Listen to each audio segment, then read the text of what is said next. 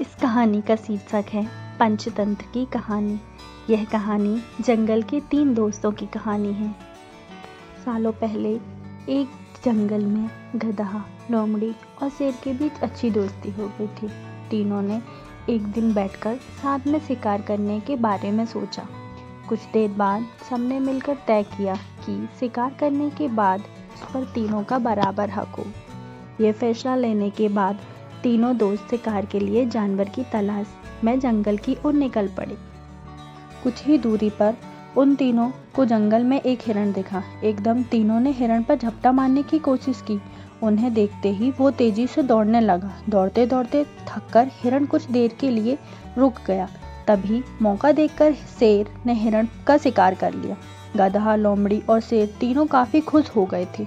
मरे हुए हिरण के 3 हिस्से करने के लिए शेर ने अपने दोस्त गधे को कहा। जैसा पहले तय हुआ था उसी हिसाब से गधे ने शिकार को 3 बराबर हिस्से में बांट दिया। ये देखकर शेर को बिल्कुल अच्छा नहीं लगा। वो गुस्से में जोर जोर से दहाड़ने मारने लगा। दहाड़ते दहाड़ते शेर ने गधे पर हमला करके उसे अपने दांतों और पंजों की मदद से 2 हिस्से में बांट दिया। लोमड़ी ये सब होते हुए देख रही थी। तभी शेर ने एकदम से लोमड़ी को कहा, चलो दोस्त, अब तुम इस शिकार का अपना हिस्सा ले लो। लोमड़ी चालाक और समझदार दोनों ही थी। उसने बड़ी ही अक्लमंदी के साथ हिरण के शिकार का 3/4 हिस्सा शेर को दे दिया और खुद के लिए 1/4 हिस्सा ही बचाया।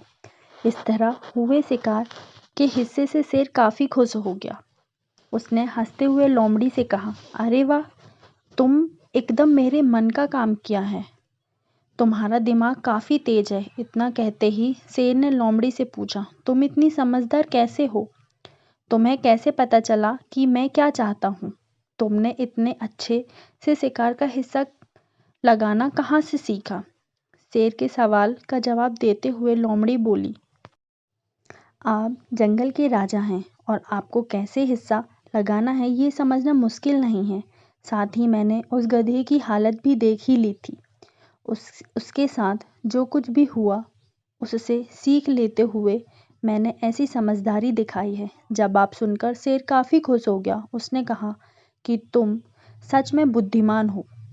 इस कहानी से हमें सीख मिलती है कि हम सभी को अपनी ही नहीं बल्कि दूसरों की गलतियों से भी नई बातें सीखना चाहिए। इससे हम वही गलती करने से और उसके नकारात्मक परिणामों से बच सकते हैं। धन्यवाद। इसी प्रकार की कहानियों को सुनने और पढ़ने के लिए like the video and subscribe my channel.